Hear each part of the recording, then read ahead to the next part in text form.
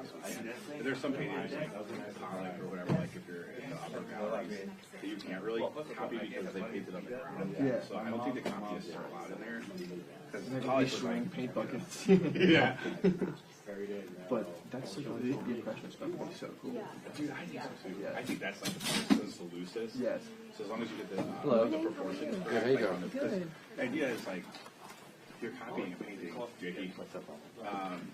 You're copying a painting to basically like, you know, in the same size. So if the painting is like a 16 by 20, the idea is you show it with a 16 by 20 canvas.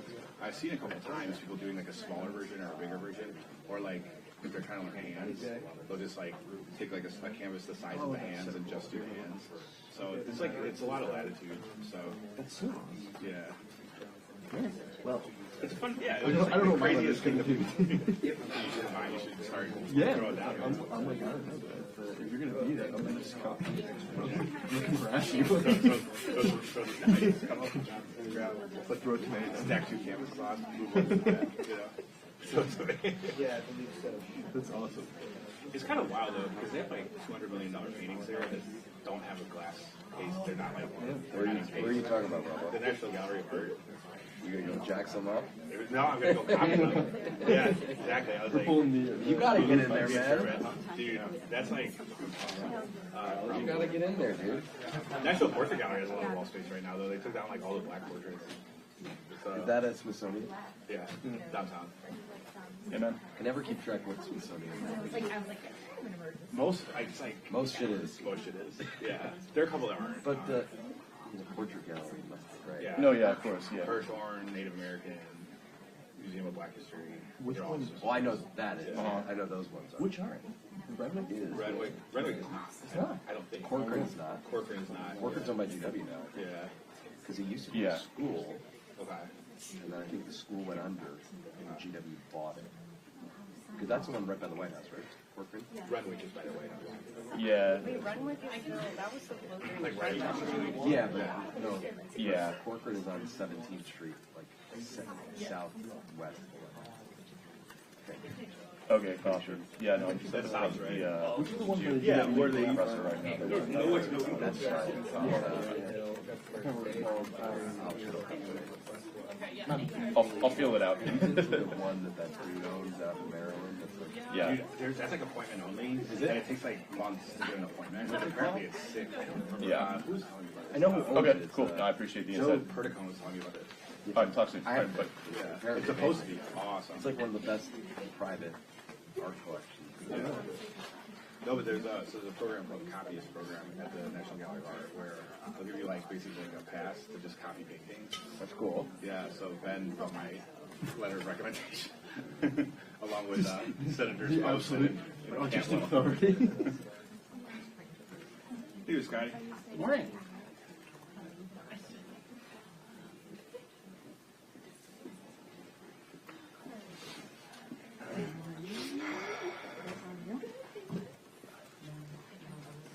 Is Punchbowl doing a grand Christmas party? No, we're not doing this one. Okay. We're actually that's not true. We're doing editorials doing one. It's our 5-year anniversary in January, so we're doing party event. Doing your own Christmas party by yourself. Yeah, exactly. Just me and my dog.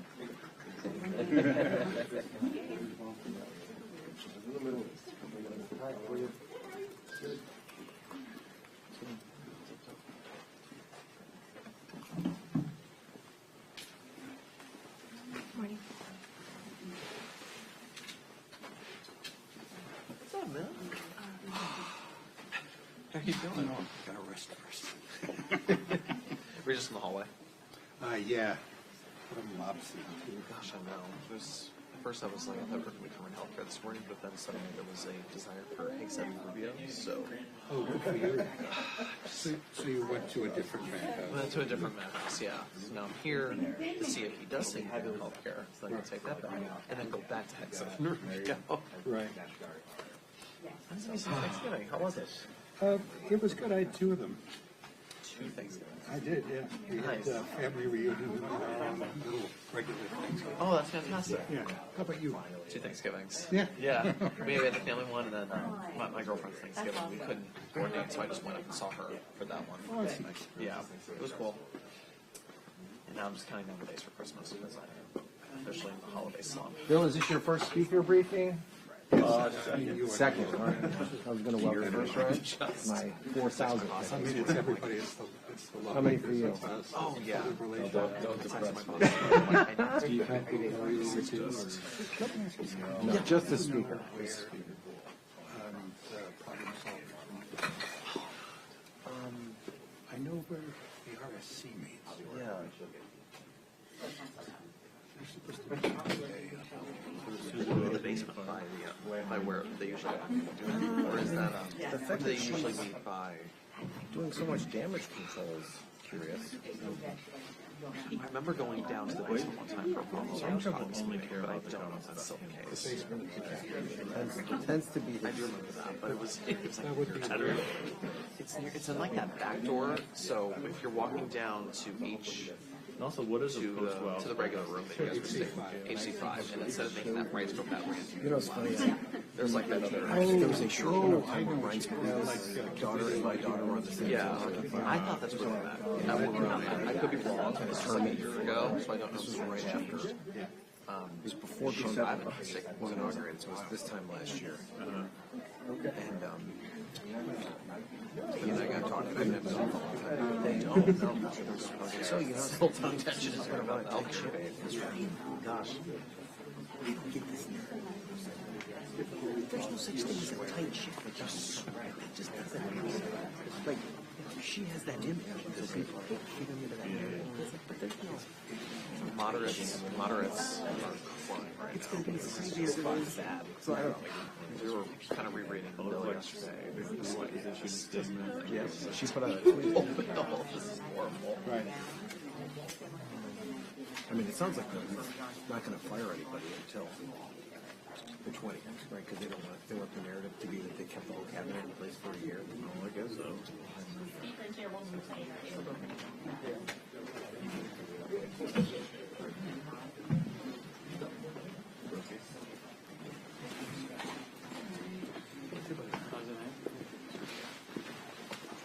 Jay, good morning. Listen, I got a few. You come meet Jay.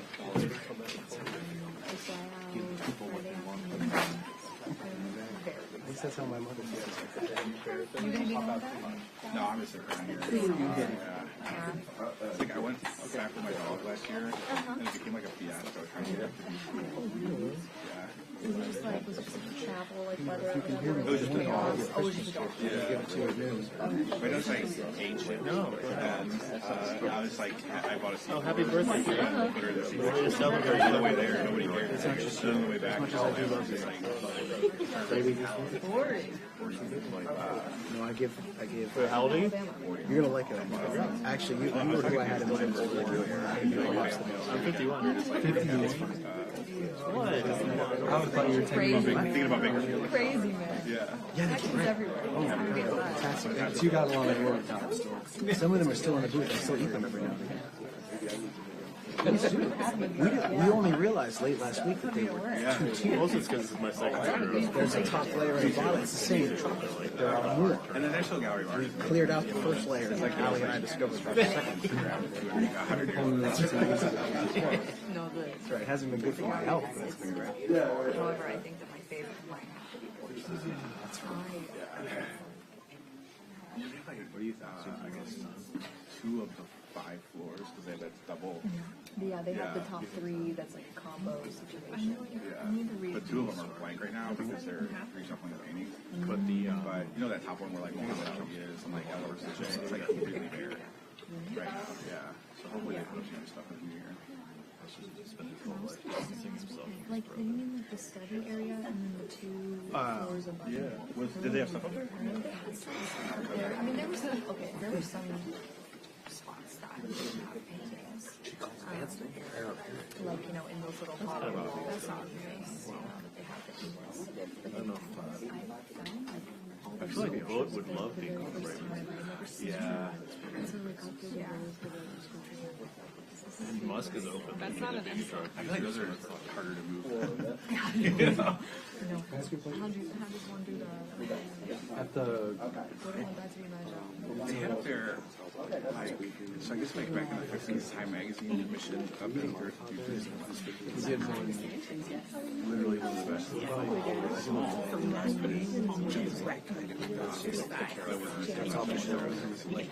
Right before the second. yeah. I'm gonna actually Oh, interesting. Yeah. Smart. I haven't been there for 30 years ago. How you doing? Space, like, start the day with a big fish, said we're into this big countries. But yeah, no, they have some cool ones there. It's a good space. 30 seconds. So it goes to that top room where like this kinetic is and stuff like that. So like I have you on. There's a whole thing that's shut down, so it's like. Trying to get up on board. Space like design. Just like this. Exactly.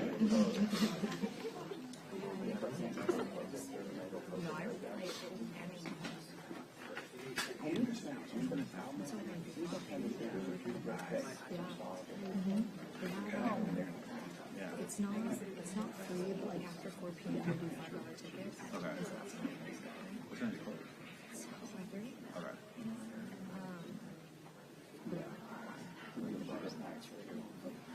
I finally went to National Women's Week, and I don't, it's okay.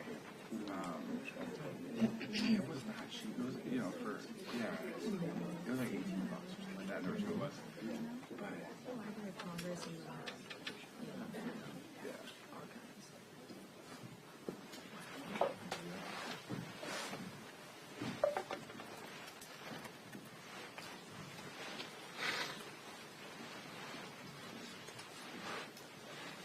Well, good morning, everybody. Merry Christmas, Happy Hanukkah. It's good to see everybody. I want to begin today by addressing this week's tragedy. Because of hate, anti-Semitism, and terrorism, lives were lost in Syria, Australia, and at Brown University. My prayers are with the family of these victims, and I stand with so many who hope the light of Hanukkah drives out the horrific hate that we've seen. Now, turning to the topic this week, which is one of the topics, which is healthcare. Let me begin by being very clear and very honest about the state of healthcare today. The Democrats' healthcare program has failed. And I want to remind everybody, what's the name of the healthcare program? Obamacare. This was a Democrat program, and I'm finally excited to see that the Democrats now have got on board with us that the affordable health care is anything but affordable. So, again, Republicans stand united to fix the problem again. But let's not forget where the root of the problem started. Democrats broke it, we will fix it, and happily to do that. Most Americans can't afford Democrats' insurance plan. The plans are riddled with waste, with fraud, with abuse, and if we're being honest, they only work for one group. Big insurance companies. Democrats' health care plan doesn't work, it's never worked. So Republicans are pursuing options that do things a little bit differently. First, we're working to fundamentally lower costs through reforms like cost-sharing reductions. You'll see a common theme, lowering costs versus subsidies. We want to lower premiums for all Americans. Second, we're proposing options that actually expand access to all Americans. When Democrats passed their disastrous health care law in 2010, they promised that if you like your plan, you can keep it. They promised choice. They promised you low costs. Not a single one of those promises were true. Not one. In fact, healthcare premiums have risen over 60% since the implementation of the Affordable Care Act. And I ask you this, profitability from the insurance companies are 600% greater since Obamacare. Has your income increased 600%? Ask yourself that. I know mine hasn't. Here's the difference. Republicans are fighting for a solution. Democrats actually want this issue. They want health care to be an issue.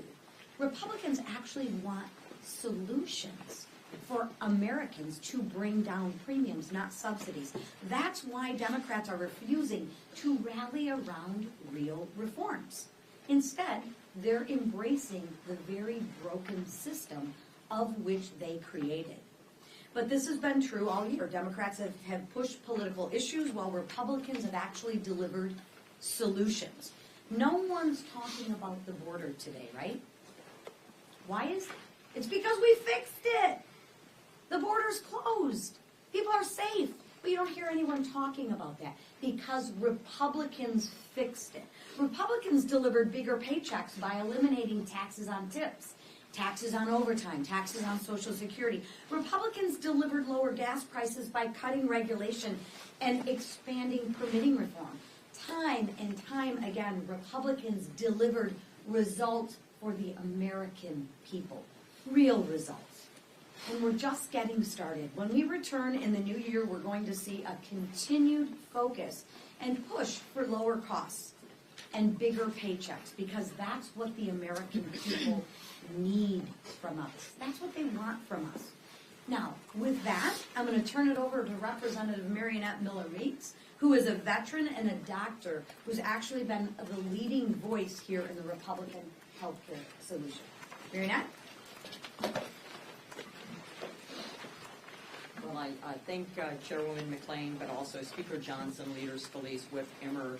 It's an honor to stand with the House Republican leadership to talk about one of the biggest issues facing American families today, and that's the rising cost of health care.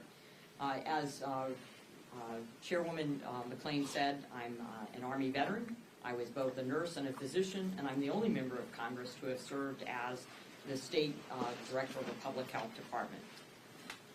Not only is this issue important to me, I started my journey as a doctor because I was burned at 15 years old. So it was healthcare and the need for healthcare that drove what I do today.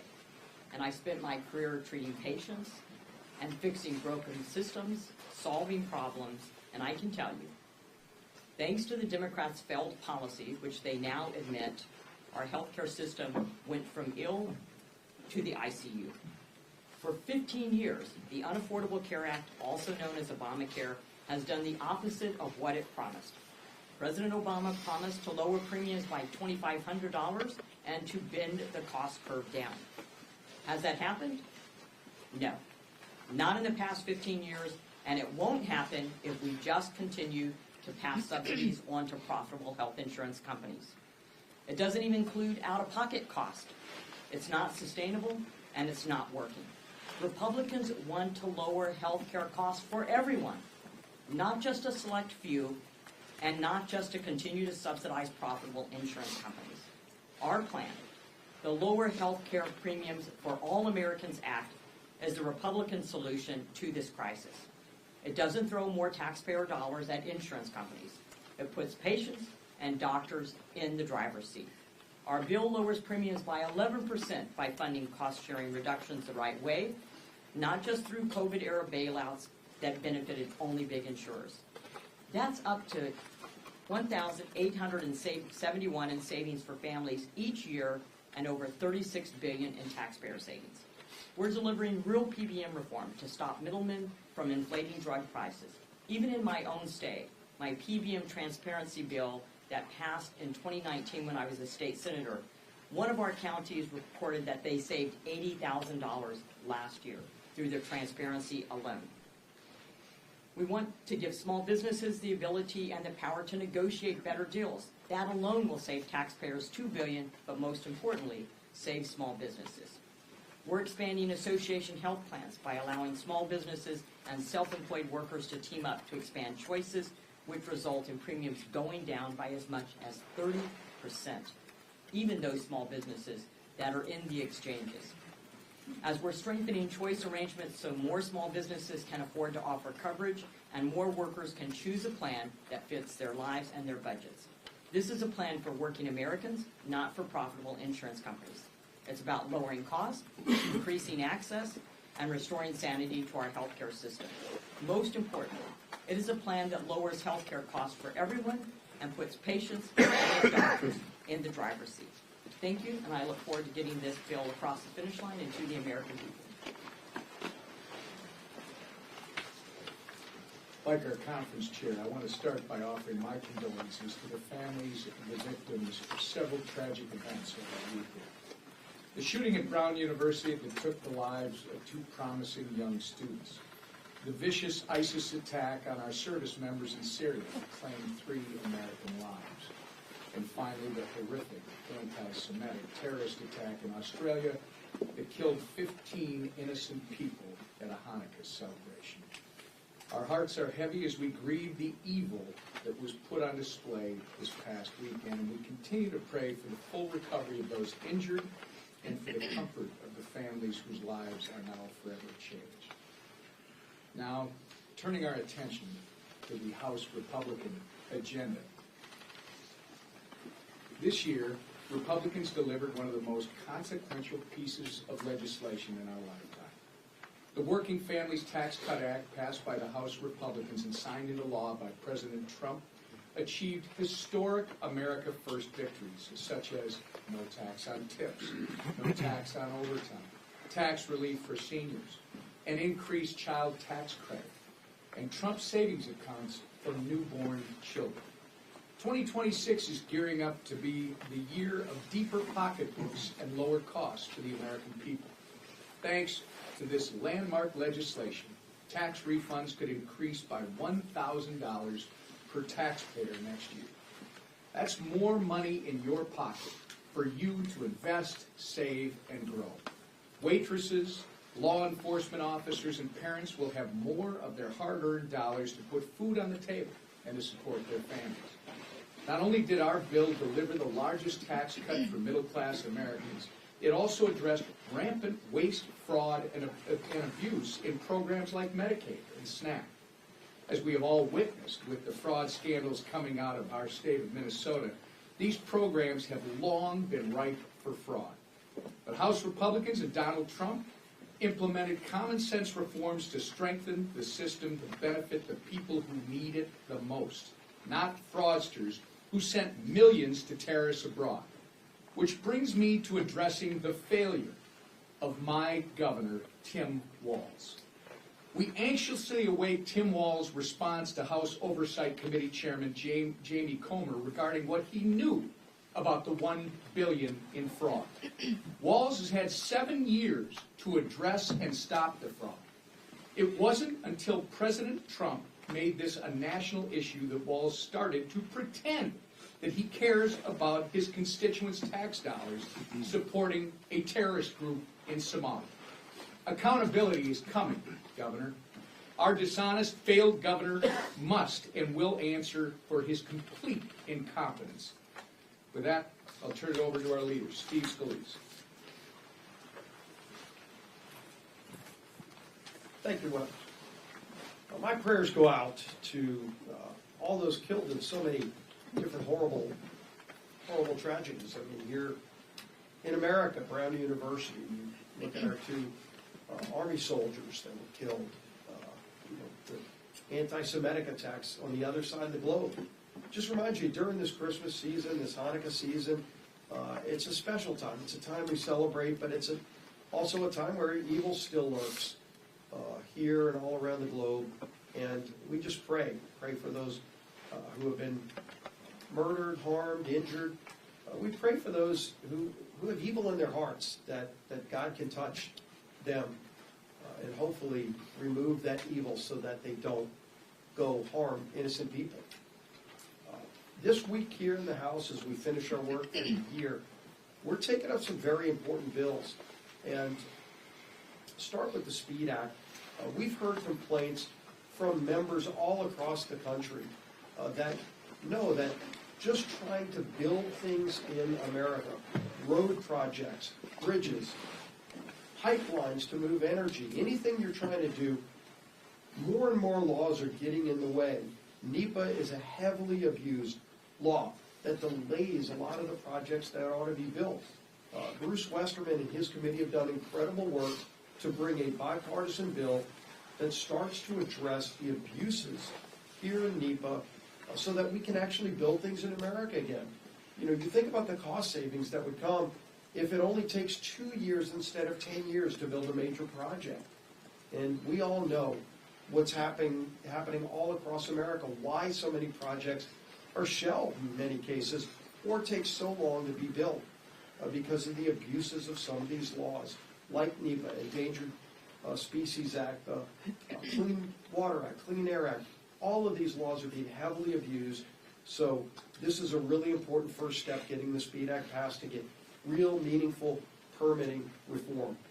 And then, of course, Dr. Miller Meeks talked about her bill, which is such an important step to lower costs in healthcare for all Americans, 100% of Americans. While Democrats only care about bailing out insurance companies and focusing on less than 10% of Americans that are in the Unaffordable Care Act, we're focused on lowering premiums for all Americans. And that's what you're going to see on the floor this week. You know, you think about association health plans, which have been proven to give people more options to lower costs. The Choice Act, which, you know, while everybody complains, they say, why would I watch TV commercials? I see this gecko lizard, and I see the emu, and I see all these other animals out there selling health, they're selling car insurance, they're selling homeowners insurance. Why aren't they selling health insurance? Well, that's because the laws at the federal level prohibit the ability for people to have choices to get people trying to offer them lower cost products for health insurance. Imagine if, for example, with Choice Act, where you can run through a health savings account, the ability where if you get your health insurance through your employer, if you're able to go find a better plan, if somebody could compete for your business and offer you a lower deductible plan with lower co-payments for your families, right now you can't go buy that product. We create those options with the bill that we're bringing to the floor tomorrow. The PBM reform that Dr. Miller Meeks talked about, where you can actually have lower prescription drug costs, again, for 100% of Americans. This is something that our 3 committees of jurisdiction have been working on for a long time. And yet, while Democrats only want to bail out insurance companies while premiums go up, we're focused on having lower premium options, lower cost options for 100% of Americans. So another busy week where we're going to be focusing on helping families that are struggling under the weight of all the damage that President Biden did. President Trump is working to lower costs. President Trump wants to see these bills on his desk. And we're going to work to deliver here in the House. And if I don't see you between now and then, I wish you all a Merry Christmas, Happy Hanukkah, and Happy Holidays. Speaker of the House. I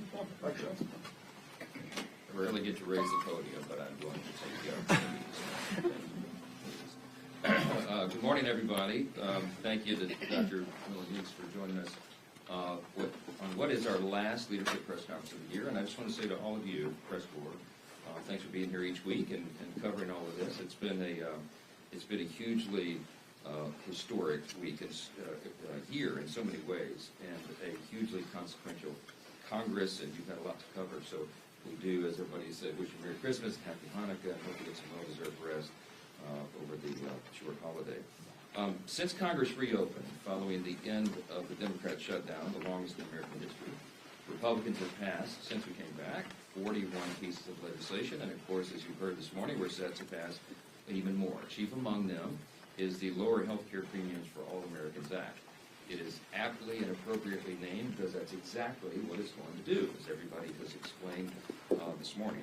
If you recall, Democrats shut the government down and kept it closed for 43 days so that Chuck Schumer could get political cover from the grassroots of his party. Remember that he had voted for the same CR just several months earlier in March, and the same vehicle came forward. He suddenly changed his tune, and that is because he caught a lot of political backlash for it. So he decided instead to shut the government down and fight. Well, everybody saw how obvious and how dangerous that hint it was, And so the Democrats tried to spin their selfish political decision to claim the whole thing was always about, quote, fighting for health care affordability. But that claim never made any sense because it ignores the very simple facts of the situation. It is the Democrats' Unaffordable Care Act that broke America's health care system, as has been recounted this morning. And it's the Democrats who have refused every good faith Republican effort to fix it along the way. But this is 15 years into this saga that the American people have been drugged through because the Democrats decided 15 years ago to break the system. They insisted when they passed the Unaffordable Care Act that it would reduce premiums, it would provide more choice and higher quality and all of that. And none of that ever happened. In fact, quite the opposite effect is what we have seen. All this was foreseeable, and that's why Republicans didn't support it. Premiums have skyrocketed, the quality of care has plummeted in so many places and in so many cases around the country, and fraud is absolutely rampant in the system, and it is costing everyone dearly. Yes, there is a health care affordability problem in America. It's a very serious problem for almost every family. But it is an indisputable fact that the Democrats caused that problem, and Republicans are the ones having cleaned it up.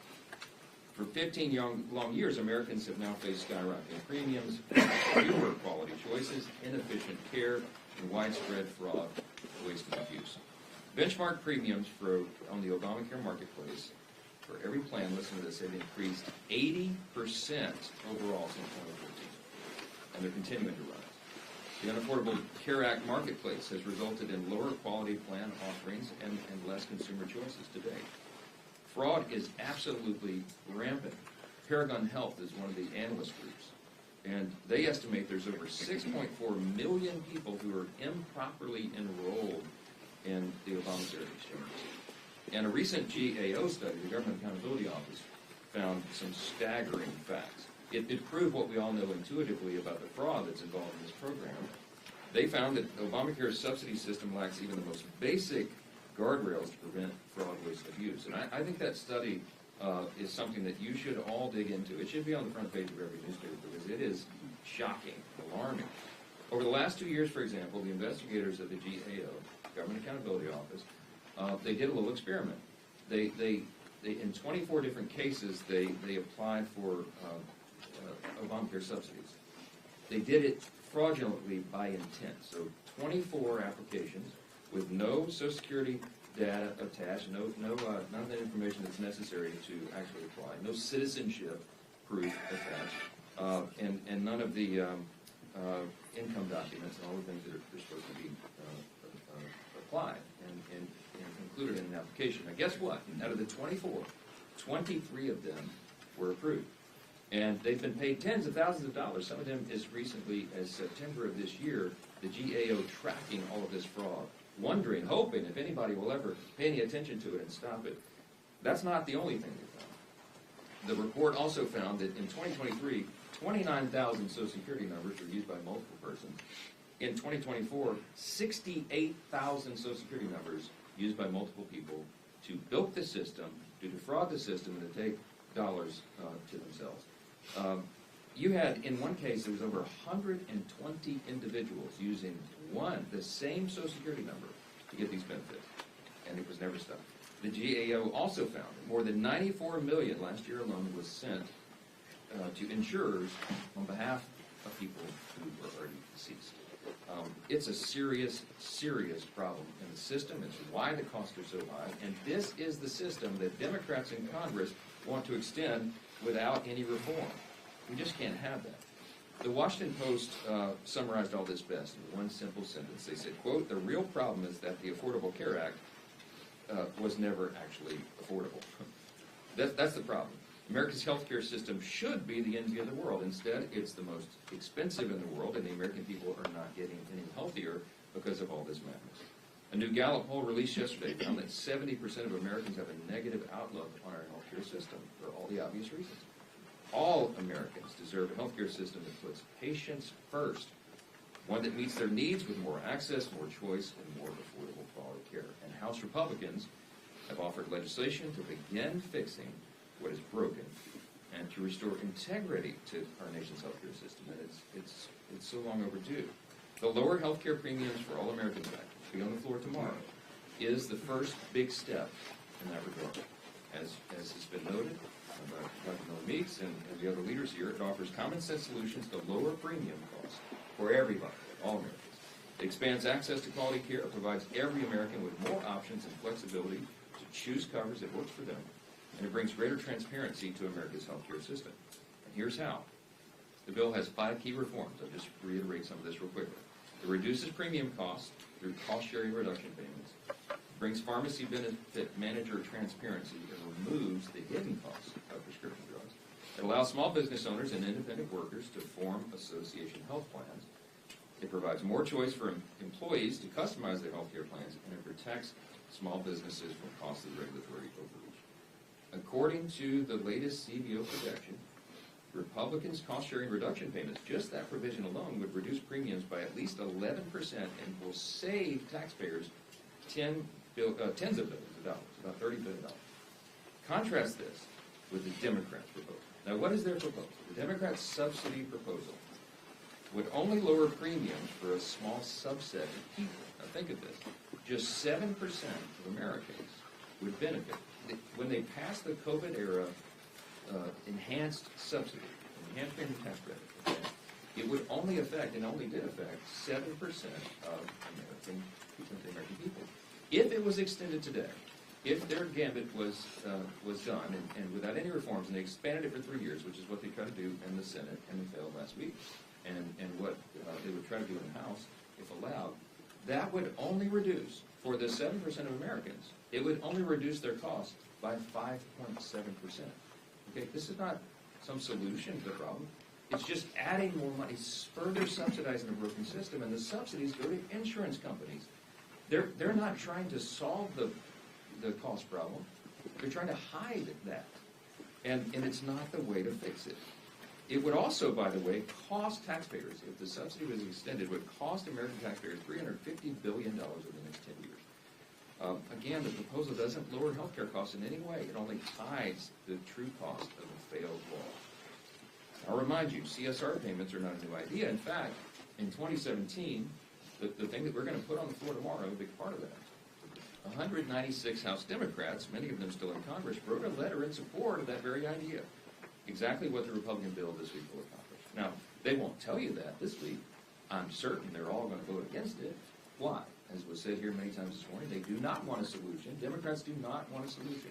They want an issue in the upcoming election. And they think that the media will go along with this and that people will buy it. That, oh, their heroic effort to extend this COVID-era subsidy that they themselves created and that they themselves put the expiration date on at the end of this year, they're going to try to convince you that that's all health care wrapped into that. Remember, it only affects 7% of Americans. It would only reduce their cost by less than 6%. Democrats also had a chance to support our provision in the working families tax cut. The House Democrats voted against it, and the Senate Democrats stripped it out. That cost-sharing reduction reduced everybody's premiums by almost 12%. And the Democrats fought to take it out. This is something that we're going to do this week. The Lower Health Care Premiums for All Americans Act. It's going to accomplish exactly what the title says. If it becomes law, premiums will decrease, access will increase, and every American will have more options and flexibility to choose the coverage that works best for them. It's called the free market, and we're the ones that advance those ideas. More options, lower costs. That's what the American people demand and deserve, and it is only the Republican Party that is presenting any ideas to do that. The Democrats want to keep subsidizing the broken system. We're fighting for that, and we will. I'll just close with this. In 2025, as I said, was a marquee, a landmark year. I want to remind you all there's something noticeably absent from our end-of-year duties here. Normally, or at least in the past before I became Speaker, we would all be here with so much angst and drama and everything about the dreaded end-of-year Christmas omnibus spending package. You have not been able to write about that for now the third year because we broke the fever. We both broke the Christmas omnibus fever, and we're getting back to stewardship and regular order, and we're very proud of that. The third consecutive year, we've avoided that terrible congressional Christmas tradition, and we're getting everything working here again. Fixing the appropriations process has been a goal for me and this leadership team. It's been a goal for Chairman Cole at Appropriations and his leadership team, and we're well on the way to rebuilding that muscle memory. House Republicans have shown up every day and delivered real results for the American people, and we're going to continue to do so. We are excited about the years ahead. We look back now on what we've done all this year. We obviously passed the Working Families Tax Cut, the big beautiful bill, the most significant piece of legislation that Congress has considered in my lifetime. Stephen Miller had a quote that summarized it pretty well. He said, quote, "Each and every one of the individual titles in that bill will be considered one of the greatest achievements in the history of the conservative movement." They are conservative policies, but they benefit every American. And everyone will be seeing and feeling the effects of that in the first and second quarter of next year when all that becomes implemented.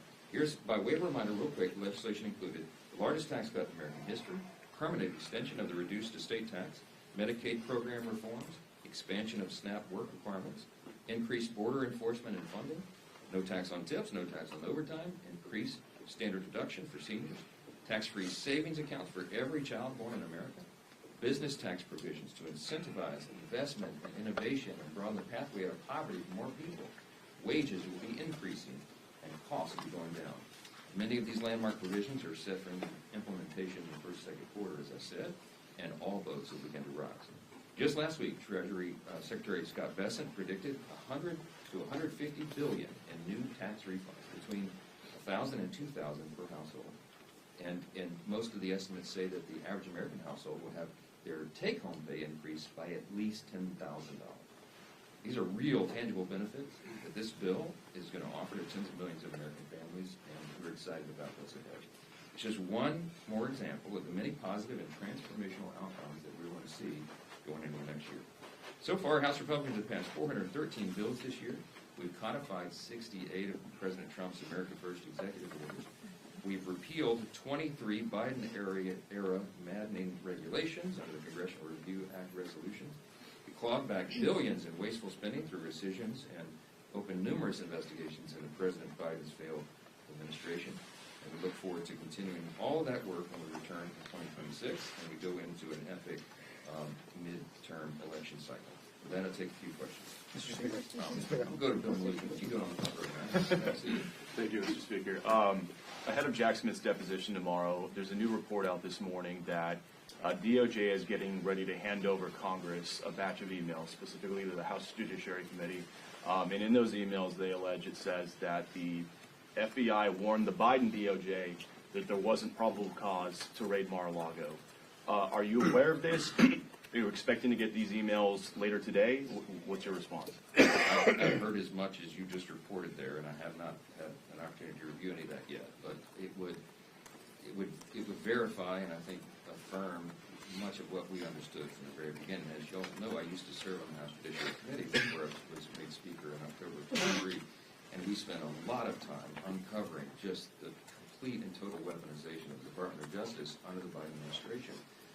They used it to go after political enemies, and chief among them was, of course, Donald J. Trump. And they abused the system, and to me, the great harm of it all was that they really eroded the people's faith in our system of justice itself. I mean, that's the most dangerous thing. If people don't believe that our justice system is actually equal justice under the law, that Lady Justice is actually still wearing the blindfold, that everybody gets the same treatment under the law, it's a really serious challenge for a constitutional republic. And so this is some shocking revelations to a lot of people. It's not to us. We knew, we understood that this was happening the whole time. The evidence, I think, and I expect, will verify all of that. And there's going to have to be appropriate accountability. I mean, accountability is key here. It's important. Because if you're going to restore the people's faith in the justice system, you have to show them that there are serious consequences for people like Jack Smith who abuses that system. We have to ensure it doesn't happen again, and we'll see how all that unfolds. It's going to be a very, very interesting, important.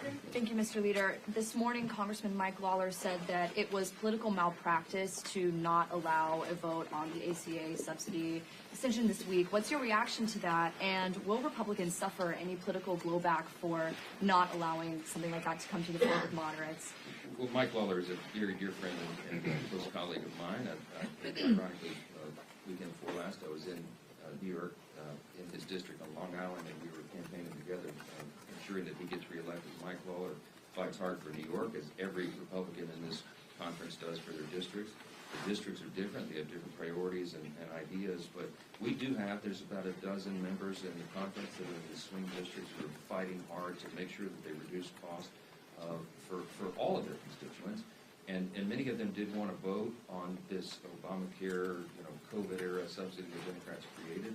We looked for a way to try to allow for that pressure release valve, and it just was not to be. We worked on it all the way through the weekend, in fact, and in the end, there was not an agreement. Wasn't made. Now, everybody was at the table in good faith, and I certainly appreciate the views and the opinions of every member of this conference. But I will tell you one thing: they will all join in unity on is voting for this bill that we've been discussing this morning, because again, instead of just trying to assist 7% of Americans, this is for 100% of Americans, and we can handle that and do that together. I hope that Democrats will come along with us. If they're serious about solving the problem and bringing down costs of health care, they'll all fully support it as well. But I think you're going to see they're playing politics with this.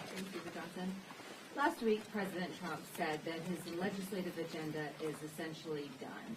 So why should voters vote for Republicans in the midterms if there's nothing left to do legislatively? Well, I don't know which comment you're referring to and in what context, but I'll tell you, I talked to the President sometimes multiple times each day.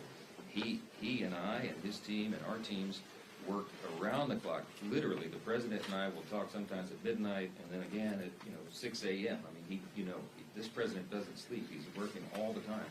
The agenda is aggressive. There is much more to do. I think what he's sometimes when he's taken out of context on comments like that, he's referring to what we accomplished with the working families tax cut, the big beautiful bill, because there's so much in that a lot of people said, "Wow, you guys checked all the boxes." Well, we did to a certain extent, but there is so much more to do. And we're going to have a very aggressive legislative agenda coming right out of the gates in January. We're going to continue to work, for example, on health care, to continue to bring costs down to the American people, to bring down the cost of living overall. You're going to see an aggressive affordability agenda, and we're going to see continued codification of the President's executive orders. He's up to about 200 of those. Probably about 150 of them are codifiable by Congress, and we're working steadily through that list. You're going to see us delivering for the American people while the effects of that giant piece of legislation that we did on July 4th, got signed on July 4th, comes into implementation. So much more yet to do. And the President and I talk about that almost every day, and he's excited about it, and I am. Mr. Speaker, so there's a lot of Republicans who would still like to see health savings accounts set up as an alternative to the premium tax credit. I'm curious, why is that not in this bill? Is that something that's still on the table? Very much on the table. The President likes the policy as well. I see my doctor colleagues, Dr. Meeks is nodding in agreement. The Docs Caucus is the Chief Doctor's Caucus in the Republican Conference works on these things, and I think we could get broad consensus on that. What we anticipate going into the first quarter next year is possibly in a reconciliation package or in regular order as standalone. Ideas just like this. We have a long list of things that we know will reduce premiums, increase access and quality of care. And again, we're the only party that's going to be bringing that forward. The Democrats have zero ideas, zero concepts, and zero legislative plans on anything they'll propose other than just subsidizing the broken system. There's going to be a stark contrast between the two parties. That'll be a big part of it, and I think you'll see a lot of that discussion going forward. Yes, ma'am. Just to follow up on that, we are at the end of the year here. People have already enrolled in their health care plans. You guys were out for 2 months during the shutdown. Why has it taken until the end of the year to start addressing, putting to the floor these health care bills? And what is your message to those who are going to see their premiums rise next year anyway, because it seems unlikely that Congress is not going to be able to get something together by then? The health care bill on the floor tomorrow is right on time. There's always a good time to reduce premiums for health care. And remember, the Republican Party, since the Unaffordable Care Act became law 15 years ago, we have been working steadily, producing ideas, trying to address this. We tried to repeal and replace it, as you all know, in our ultimately failed attempt back in the first Trump administration in 2017. The famous John McCain goes down, tanked the effort, and since then the roots of Obamacare, the Unaffordable Care Act, have gotten so deep in the system that it's no longer possible to just pull it out at the root and chop it off and start over. It's too deeply ingrained. And so now we have to take it step by step to reduce cost and repair the system. And that's the ideas that we have. You're talking about the longest shutdown in U.S. history. The Democrats did that. Remember, when we reopened the government, we ended in the exact same place as we began. They didn't get a darn thing out of it, and we knew that they wouldn't, and that's how it would come out, and they did it for political purposes. When they took us off the field effectively for 43 days, as soon as we got back, let's remember, because history's being revised here every day, we got right back to the appropriations process, remember, which was so critically important, and all the other measures that we were pushing through. We got done on that steadily through the year, and then we turned the attention to healthcare, knowing it was coming at the end of the year on the subsidy, and that new ideas would be presented. We didn't start this in October, November, or December. This is something the Republican Party's been working on for years. I've mentioned in here before, when I was chair of the Republican Study Committee, the largest caucus of the Republicans in Congress, we had 158 members back in 2019. We produced a 2-volume set on conservative common sense solutions to fix healthcare. We've never been able to get the votes to fix it because the Democrats have been unwilling to go along. And you can go back and look at the record and show over and over, all they want to do is continue to throw taxpayer dollars and subsidize the broken system. The reason the premiums were up 80% since the bill was passed by the Democrats in 15 years ago is because they're further ingraining a broken system. So it's up to us to fix it. This is one piece, one part of that. And in the first quarter, January, February next year, you're going to see much more activity of this. The American people's attention is on healthcare for the obvious reason. It is a very serious problem. But remember this, the Democrats broke it, Republicans are going to fix it. I wish you all a blessed holiday. Thanks so much.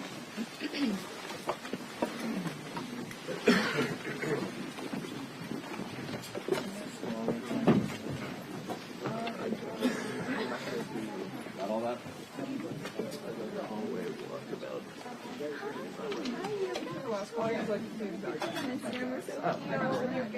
Oh. I was like, you know working family. I cannot even. Oh, not even. Oh my God. You should have seen how many. We're doing coffee soon, or do you? Yeah, but I gotta super down this real quick. Oh, shit. Okay. Do you want to come find me in the house press gallery? Which? Third floor. Sorry, periodical.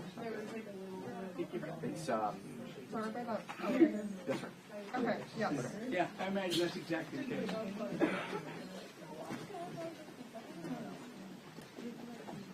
Yeah, I think I might like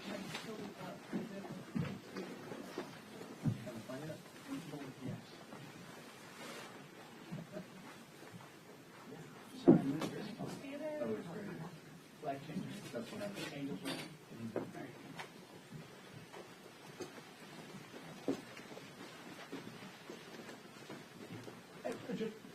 Good. Do you know when the sweep is for the thing in the Anticipation Hall? That was sick.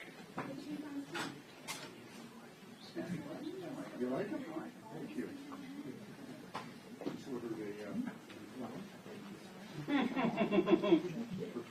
Hey, that's not bad. Right?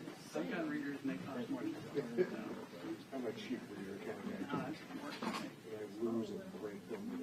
Trust me. Because I'm already in place. So. And that's going to be a full 8 range.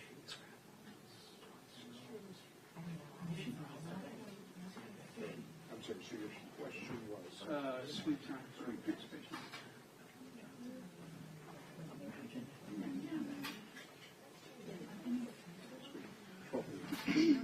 And they're going to be done by Friday. So, you want me to forward this to you? Sure. Yeah, I think somebody actually says.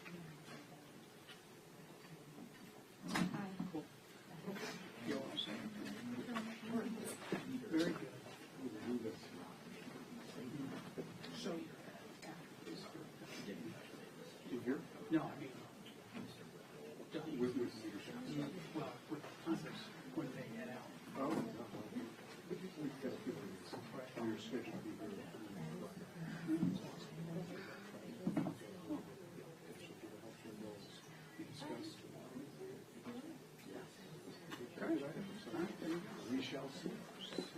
Hey, one. Yes, they did. Check it out. Thank you. Very good, thank you.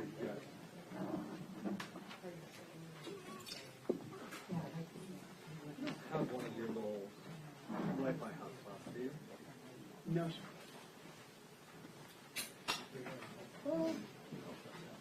Mine. No, it's no big deal. No, I didn't. Oh, really? Troubleshooting. Hold on. I think Mariana. No,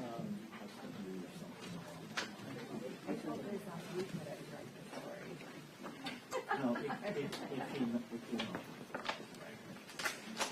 Hey, hey, Tom.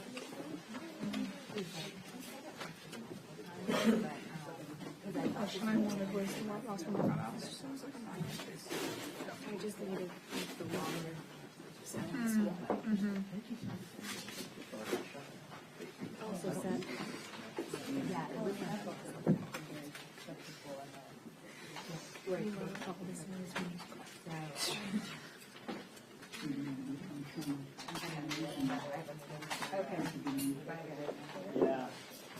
It's the morning of the event for her subscription, sort of like the, I already have one. I'm a faith event. Oh, I'm done with that. I broke up with them, but by the end of the party. I was gonna say, after part 2, I was like, I think I've seen enough.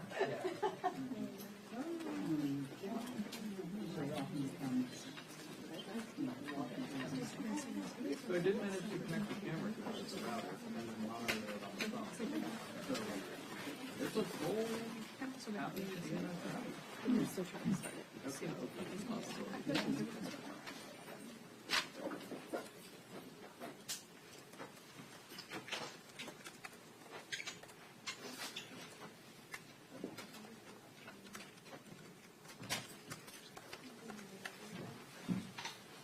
I'm wondering if this error and that error are related.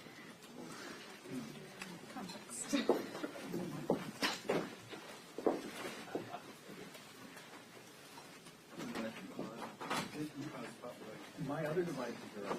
Right. Just this iPad. It was just too much of my password. Yeah, because I'm using there's a 3 to 5 gig channel, so. Can it connect to the computer?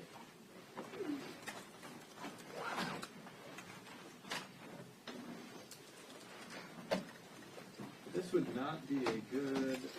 No, it usually starts after I Heads get. up. Yeah, I did. Yeah, it's up and running by the time I'm.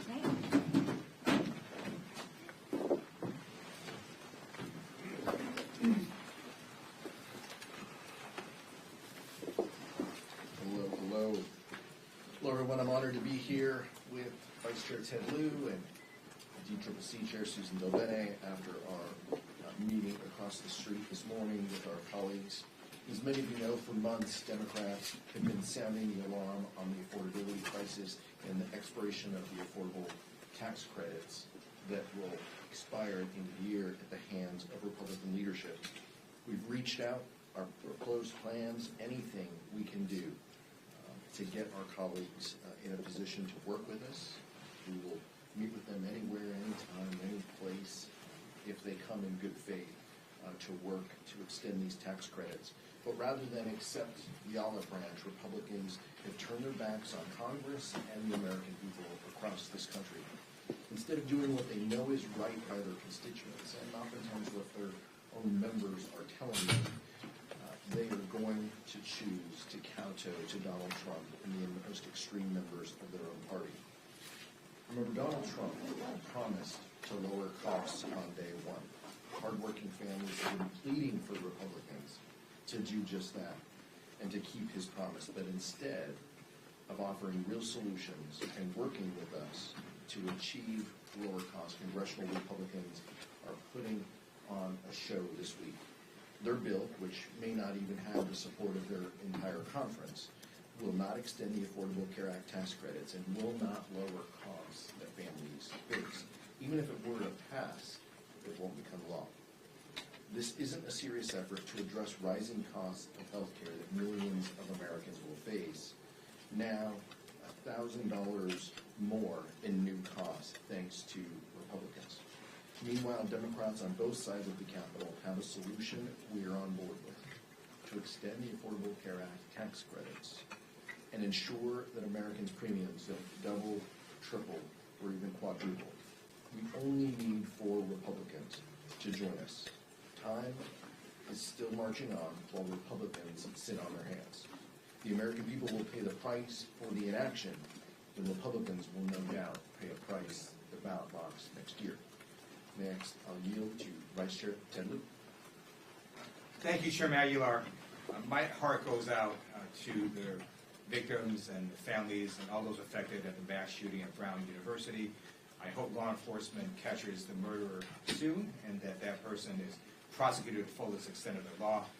I also request the FBI director to stop putting out false information. It's not the first time he's done it. He wrongly identified a potential suspect in this case.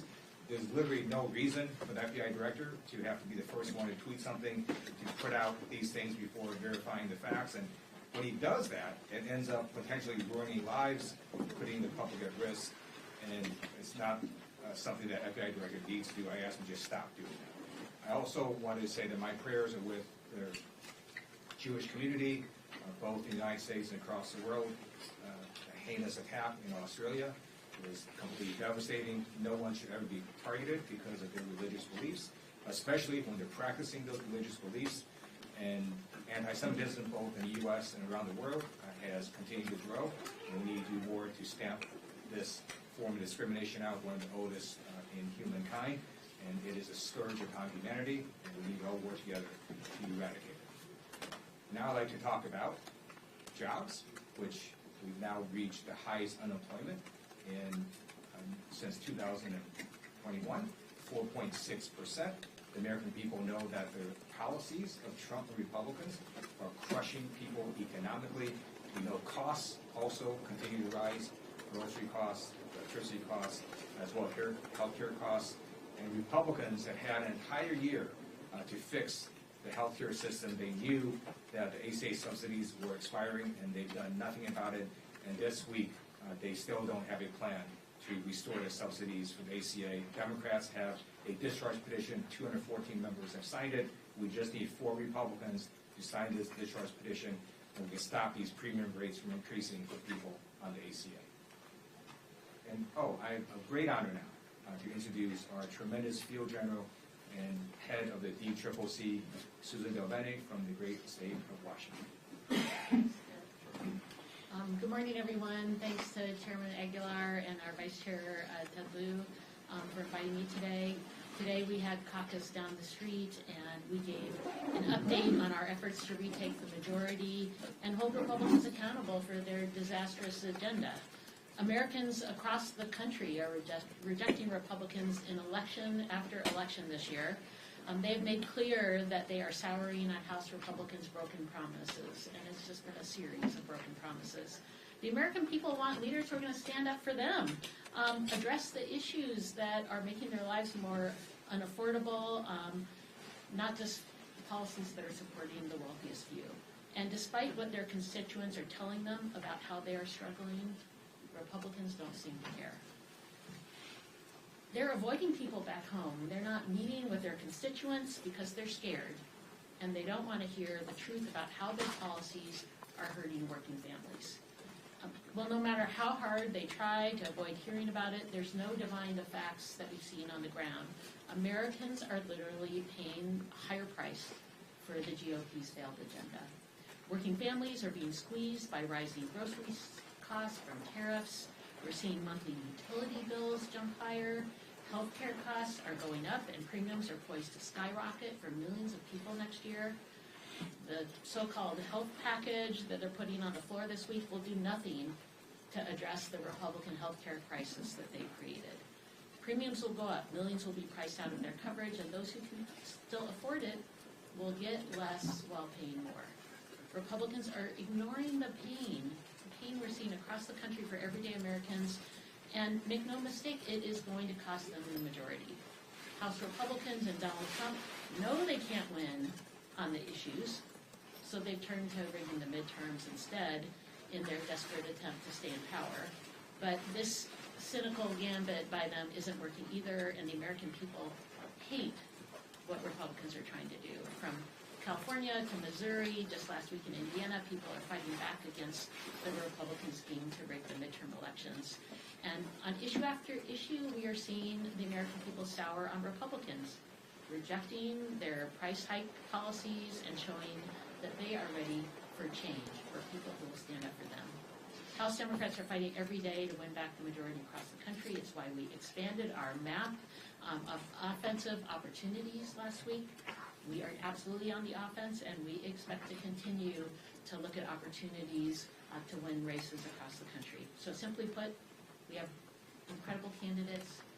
We are with the American people, have a strong message. Public sentiment is on our side, and next year we will take back the majority of the House. Thank you. Questions? If you guys don't get a deal on healthcare by the time open enrollment closes, do you think the open enrollment deadline should be extended? Is there a narrower compromise to be found there? Well, these are all items that we can legislate, right? We can write into legislation that we are going to reopen enrollment. That's what we would seek to accomplish with any legislative vehicle done at this point. We want to provide relief to the rising costs that these premium increases will mean to the American people.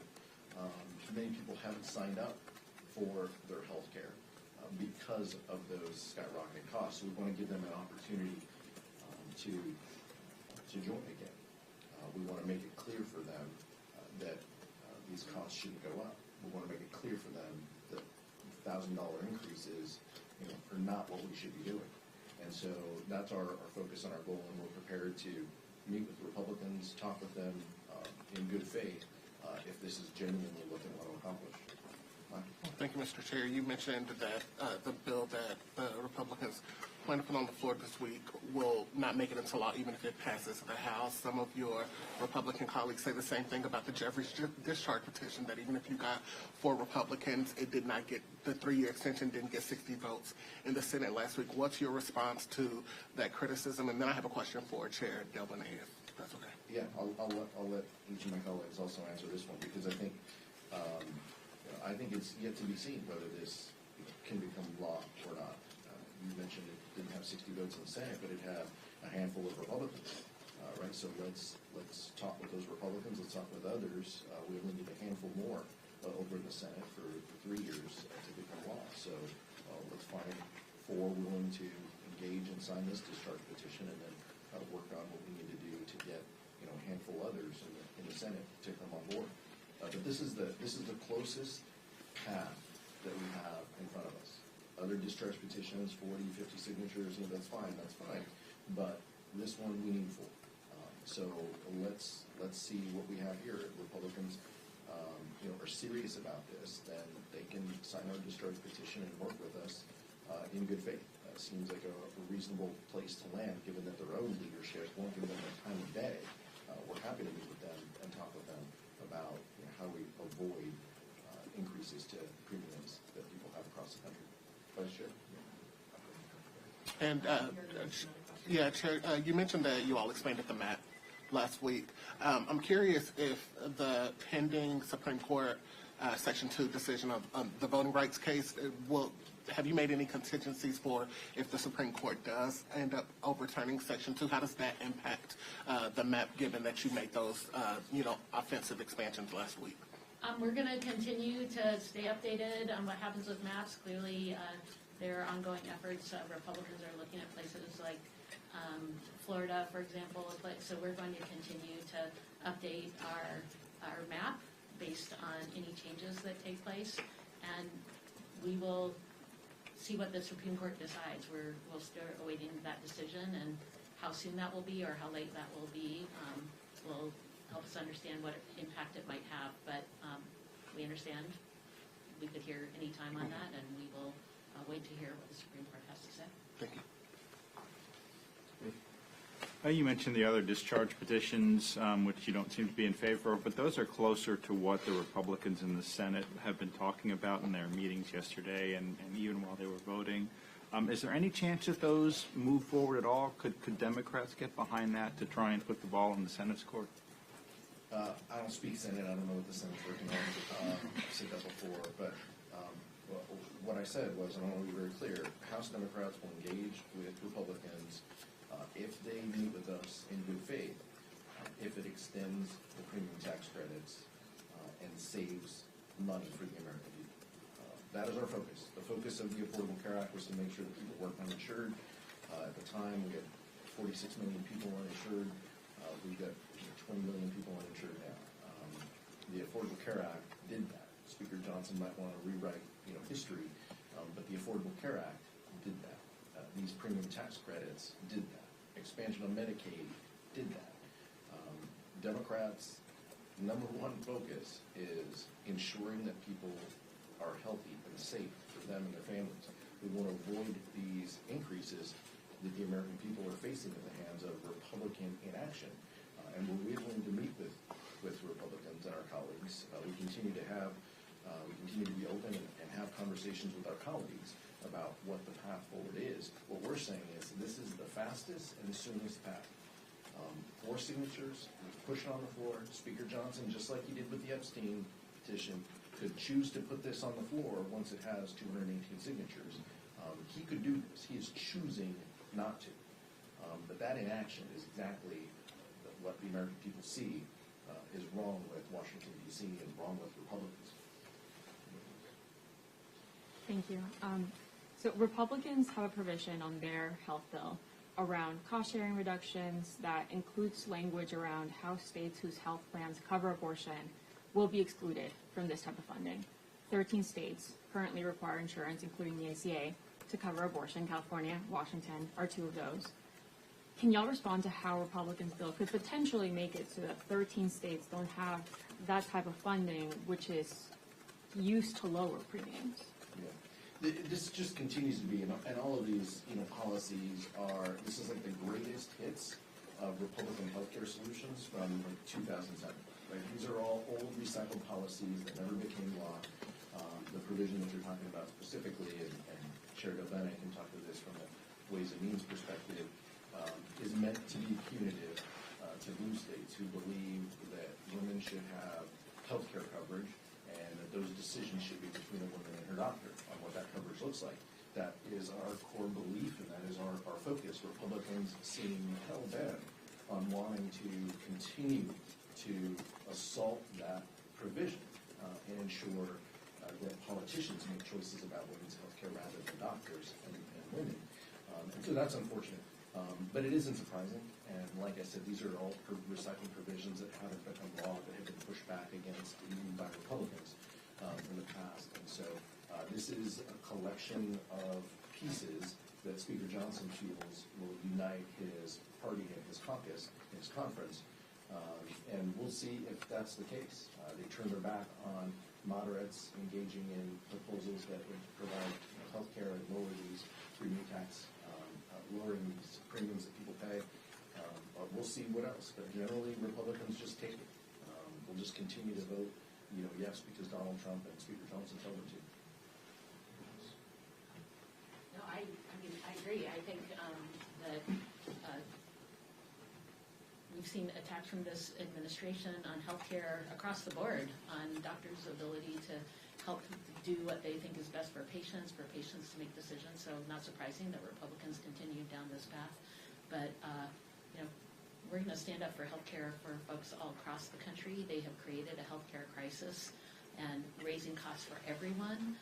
And the American people are seeing that, and they're going to continue to stand up and reject the policies Republicans are put in place, because it's affordability, but it's also making sure that they can make their own healthcare decisions with their doctor.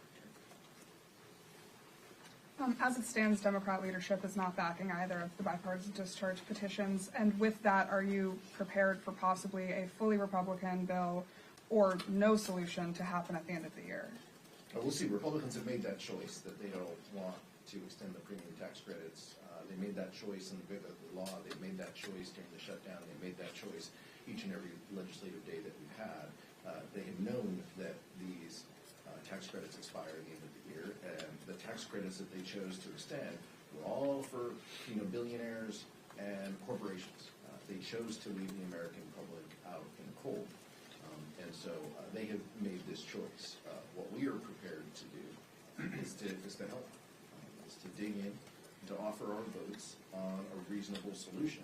And if Republicans want to meet with us to talk about what that solution looks like, this is the fastest and easiest path that has bipartisan support in the Senate and could become law. And so that is our plan and our focus, but we're going to continue to engage our members along the way because our core belief is providing health care to people, and that continues to be the focus. Thanks, Mr. Chairman. Two of the Republicans who theoretically could be the folks that would sign on to your all's discharge petition, Representative Kiley and Representative Bacon in the last 12 hours have told me, look, we don't believe that Democrats actually want a solution. They think that Democrats just want to run in 2026 on the health care issue. What's your response to that? Completely false. That could be what they tell themselves to put themselves to sleep at night. But that's not reality. Look, our core focus and our goal, we've been the ones who have been talking about this. During the government shutdown, when we're all here, we have been the party, we have been the people who have been saying the American people are getting left behind. You have billionaires and wealthy corporations at the expense of people, and that needs to change. We have to fix that. This deadline is coming on 12/31. Join with us. Where was the Bacon and Kiley amendment to the Big Ugly Bill? They signed a letter or something like that telling the president not to cut these things. Big deal. Like, they sign letters all day long to absolve themselves of, cutting people's health care. Meet with us, work with us, come to the table and bring your ideas. But more importantly, don't just bring your ideas, bring your ability to tell your leadership no. And it shouldn't take somebody who's walking out the door and has one foot out the door to speak up against the president and their own party when it comes to health care. If there's serious folks on the other side of the aisle, you can probably count them on two hands, then we're willing to engage with them. The Democratic solution is very simple: extend the ACA tax credits. That is the solution. There's 214 signatures on a discharge petition. And let me just talk about what the Republicans have done. Nothing, right? They knew that these tax credits were expiring at the end of this year. What they would normally do, if you actually want a solution, you might actually have held hearings. You might actually have had folks testify. You might have actually tried to put together a plan. That's not what they did. They did nothing. And then last week, the speaker behind closed doors just randomly puts together a health care plan that he just is going to drop with no hearings, no witnesses testifying. That's why it's going to fail. They were never serious about doing this. As the chair said, the easiest solution is to just sign a discharge petition to extend the ACA tax credits. Mike? Thank you, Mr. Chairman. Same topic, and not to beat this to death, but mathematically you are correct. 214 is more than the other ones have, but a lot of Democrats are telling us that they're just waiting. They would love to sign them, but they're just waiting for the green light from leadership. So the numbers on the other ones could go up very, very quickly if you guys got behind them. So is there a point this week where if you don't get those 4 signatures from Republicans on your 3-year extension, that you say, okay, green light, you guys can sign we'll all get together and we can hit 218 pretty quickly? Yeah, anything can happen. Let's see what happens in rules. Let's see how the majority treats their own members who are bringing proposals to extend the Affordable Care Act tax credits. Let's see what that looks like. And let's see what emerges out of that and how these Republicans feel and if they're willing to work with us and engage. But I want to be very clear again for the 4th time. If we're willing to work with our Republican colleagues, if they meet with us in good faith, if they want to extend the Affordable Care Act tax credits, if they want to stand up for people instead of the billionaire class that received trillions of dollars from this administration with their vote, we're willing to engage in that. But this can't be, just to help them sleep better tonight. We got to have, meaningful solutions, and it's got to be real. Yeah, this is for Chairwoman Del Bene. Now that Brad Lander has entered the New York 10 primary, is the D-Trip going to get involved at all in that primary, helping Congressman Goldman? What would that look like? Our focus is on the swing districts, the purple districts across the country. You can see our map supporting our frontliners who are in really tough seats in terms of being reelected. And our offensive map, as I was talking about earlier, which is focused on the purple districts we can flip. So that is our top priority. We are going to continue to focus on making sure that we take back the majority. That's our goal. So no involvement in your take property. But we have, from the Democratic caucus broadly, we have folks across our caucus who will be supporting our colleagues to make sure that they have strong elections too. Our focus at the DTRIP in particular is on purple districts. The DCCC's focus is 218, and in 45, 46 weeks, whatever it is, Susan Dobene will be here with Speaker-elect Hakeem Jeffries, Speaker designee Hakeem Jeffries, and we're happy to talk about that racism. My expectation at that point is that Dana Goldman is a member of the caucus and voting for Hakeem Jeffries. Candidates face primaries, members face primaries. That's the nature of the political system that we're in. We're big D Democrats, and oftentimes that happens. Many of us got here by surviving primaries and having competition. So we're excited about the year ahead. We're thankful for all of you and the work that you do each and every day in representing and communicating to our communities and across this country. We wish you all the best this holiday season, and we look forward to seeing you next year in the election year. Thank you so much. Thank you, Mr.